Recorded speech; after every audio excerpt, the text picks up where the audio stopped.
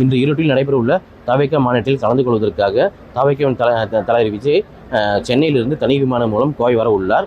கோவை வருகை தர விஜய் அவர்களுக்கு முன்னிட்டு கோவை விமான நிலையத்தில் 100க்கும் மேற்பட்ட காவல்துறையினர் மற்றும் மத்திய ரிசர்வ் படையினர் பாதுகாப்பு பணியில் ஈடுபட்டு வருகின்றனர். தொண்டர்கள் வரக்கூடாது என்று முன்னதாகவே அறிவுறுத்தப்பட்டுள்ளது. அதை மீறி வரும் தொண்டர்களை தடுப்பதற்காக விமான நிலையம் வெளியே சாலையில் காவல்துறையினால் தடுப்புகள் அமைக்கப்பட்டு வரும் தொண்டர்களை தடுக்கும் பணியில் ஈடுபட்டு வருகின்றனர்.